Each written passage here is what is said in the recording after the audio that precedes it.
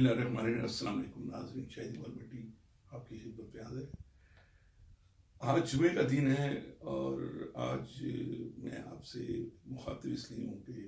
ہم سب لوگ اور جتنے بھی امت مسلمہ ہیں اور اسپیشلی جتنی بھی انسانیت ہے وہ اس وقت بہت ہی قرب سے گزر رہی ہے، اور ہر آنے والا دن اور میڈیا پہ جو کچھ بھی دکھایا جا رہا ہے تو ہم سب لوگ ٹینس بھی ہیں۔ اللہ تعالیٰ سب سے میری دعا ہے اور آپ بھی دعا کریں، میں بھی دعا کرتا ہوں، اور جتنے بھی انسانیت میں دعا کرنے والے علماء، مشائخ ہیں اور اچھے لوگ ہیں، ان سب کی دعاؤں کے بدلے اور اللہ تعالیٰ حضور اکرم صلی اللہ علیہ وسلم کے بدلے اس آفت مہلک بیماری سے ہم سب کو محفوظ رکھے اور انسانیت کو محفوظ رکھے، صرف مسلمانوں کی نہیں، انسانیت کو محفوظ رکھے۔ اور ہو سکتا ہے کہ یہ اللہ تعالیٰ کا عذاب ہے یا امتحان ہے، ہم اسکالر تو نہیں ہیں۔ میں ایک چیز جو آپ سے شیئر کرنا چاہ رہا ہوں، جو میری نالج میں ہے، وہ یہ ہے کہ آج کی ڈیٹ تک، اب سے کچھ لمحے پہلے تک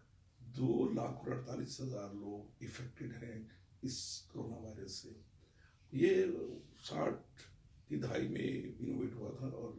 یہ چل رہا ہے، یہ وائرس 7واں جو ہے وہ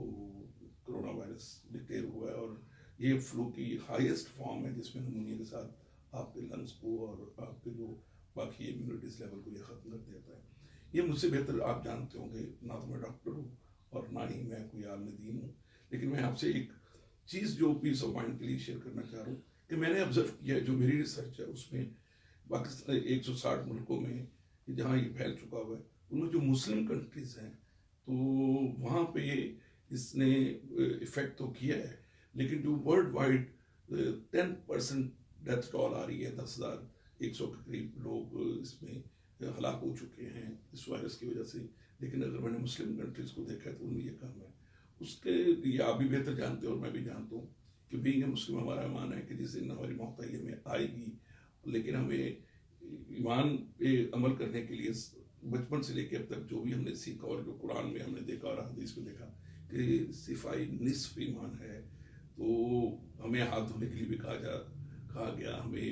وضو کے لیے بھی کہا جاتا ہے، اس پہ ہم نماز پڑھتے ہیں اور اللہ تعالیٰ کی طرف کلام پاک کرتے ہیں۔ دنیا میں کوئی ایسی بیماری نہیں ہے جس کا علاج نہ اللہ تعالیٰ نے دریافت کیا، اور قرآن میں ہر چیز موجود ہے۔ تو یہ کنورجن بھی ہے اللہ تعالیٰ کی طرف سے کہ لوگ اللہ تعالیٰ کی راہ پہ چلیں۔ تو 5 وقت کی نماز پڑھنا، وضو کرنا، اس کے ساتھ ساتھ میں ایڈیشن کر رہا ہوں کیونکہ مسلم کنٹریز میں